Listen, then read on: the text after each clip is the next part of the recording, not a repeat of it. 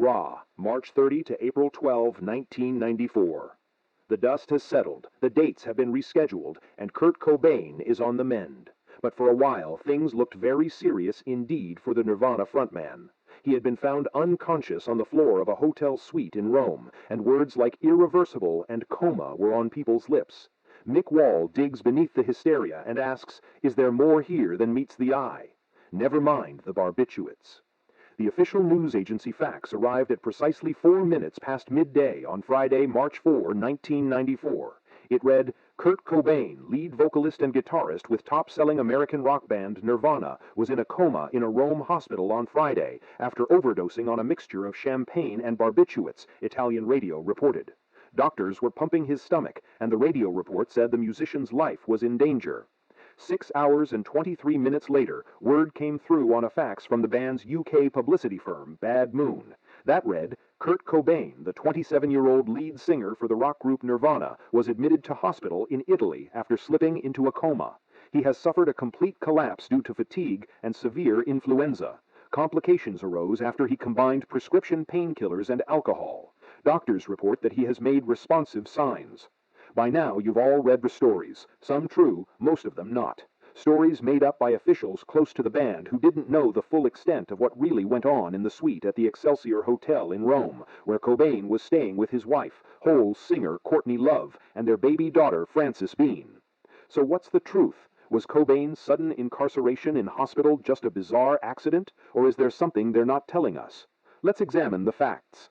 The situation escalated on the morning of March 4 when Courtney rang down to the reception desk of the Excelsior, frantically calling for medical assistance after she realized with mounting horror that she was unable to rouse her unconscious husband. An ambulance screeched to a halt outside the hotel at 6:30 a.m., where paramedics discovered the singer's crumpled, unconscious body on the floor of the couple's suite, his breathing barely audible. He was placed on a stretcher and immediately rushed to the nearby Umberto Prima Polyclinic, where he was admitted under the name of Kurt Poupon, the pseudonym he was using at the Excelsior. Both his wife and former Germs guitarist Pat Smear, who had been touring with Nirvana as second guitarist and was an especially close friend of Kurt and Courtney, were present at the hospital, as was Marco Sestoni, head of Geffen Records' Rome office. By midday Friday, after 5 hours of intensive treatment, during which Cobain's stomach was pumped and the stricken singer was placed on emergency life support systems, word had leaked out to the typically frenetic Italian news media. Reports were being given over Italian television and radio that Cobain had slipped into an irreversible coma. The medical team that treated him reported that the substances they had retrieved from the singer's stomach included champagne, rohypnol, misspelled at the time as rohypnol, a prescription sleeping pill, and a third substance called chloral hydrate, widely used in the United States as an anesthetic.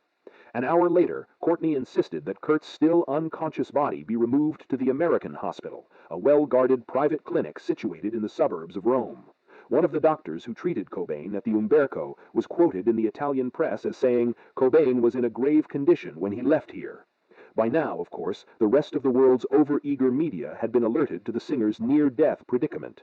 Back at the Excelsior, shocked fans had begun arriving, joining the hovering TV crews, journalists and photographers camped out like vultures on the hotel's plush doorsteps. The hotel's staff were under strict instructions to keep their mouths shut and under no circumstances speak to the press. They were told to stick to the official story of fatigue and severe influenza.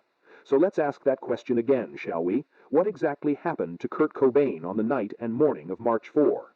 The truth is, it's doubtful anyone will ever know the full extent of what really went on, though the clues are there for anyone to pick up.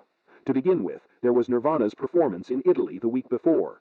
The band had played 2 shows at the Dalla Giaccio, an ice rink in the Roman suburb of Marino. According to eyewitness reports, neither concert featured one of Nirvana's more cohesive performances. The latter was a particularly listless, ill-tempered set. Cobain had sat down on the stage for much of the truncated 40-minute performance, appearing silent and morose, a condition the singer's handlers put down to the onset of flu. The band left the following day for 2 shows in Munich, but canceled them at the last minute after Cobain complained of a throat infection. A 2-week break was called, and Cobain and Love returned to Rome. The Nirvana tour bus was to have resumed in Prague on March 11th. Courtney, whose own band, Hole, were about to release their new album, Live Through This, spent a couple of days of the first week in London, where she was busy promoting her record. She returned with baby Frances to Rome on March 3rd. The hours between her return to the Excelsior and Kurt's collapse into a coma later that same night are not easily documented. What has been ascertained is that around midnight on the night in question, Cobain had acquired a quantity of the prescription drug Rohypnol from an all-night chemist, presumably with a prescription obtained in the United States, and that later he had ordered at least one bottle of champagne from room service. As an experienced drug user, it is no secret that both Cobain and Love had been heroin addicts in the past. It would appear highly improbable that he would not have realized the potential consequences of such a mixture. Revealingly, in a strange aside while commenting on the group Madder Rose's single to a journalist in London the day before, Courtney said it reminded her of when I take those dihydrocodeines I get over here in London with the Rohypnol and a glass of champagne. But was Kurt really careless enough to accidentally overdose? As he told his biographer Michael Azarad, you just don't mix drugs and alcohol at all, or you'll die. You pass out when you're drunk, and you wake up and get high, and there's no way you're going to survive that. Everyone I know of who has overdosed has gotten drunk, and it's been late at night, too. Raw spoke to a London doctor experienced in treating musicians with drug problems, who said the normal dose of Rohypnol for sleep is 1 tablet taken with water. 5 tablets and a few glasses of champagne, he said, would put you completely out for about 14 hours. When asked how many tablets, combined with a bottle of champagne, could cause a life-threatening coma for 48 hours, he replied upwards of 20 tablets, at least 10 or 12, put it that way. Despite giving In Utero the working title, I Hate Myself So Much I Want to Die, and despite his wealth, his family, and his young daughter, it is difficult for some to believe Cobain intended suicide. Singer Pete Shelley of the Buzzcocks, who toured with Nirvana, said Cobain appeared in reasonable spirits. On the first date in Lisbon, he came into the dressing room and started chatting. If anything, while the rest of us were getting into all sorts of debauchery, he would just wish us a good night and go off early. All we know for sure is that as the afternoon of March 4 wore on, Cobain drifted in and out of consciousness. At that point, Courtney called his mother Wendy in the United States. Wendy was quoted the next day as saying, "He's going to make it. All I know, he suffered a massive drug overdose." After that, nothing. Neither Love nor any family members responded to further questions, and hospital staff were instructed to keep all details secret. By 8 p.m., nearly 100 fans had gathered outside the American hospital, waiting for news as his condition remained critical. It took 24 hours before Cobain began to emerge from his coma, and another 12 hours before he could speak coherently with doctors. Late Saturday afternoon, Dr. Osvaldo Galletta stated, Cobain doesn't know what happened. He hasn't regained full memory. When he woke, he was hungry and asked for a strawberry milkshake. He is not fully recovered yet, but he can move and may soon return to work. After a month of recovery in Seattle, that is exactly what happened. According to his manager, Janet Billig, the incident was an accident. He had been sick with influenza and had a bad throat condition.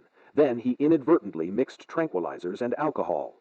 It all sounds simple, so why the secrecy? If Cobain and the band had canceled the tour, they could face legal claims worth millions of dollars from promoters.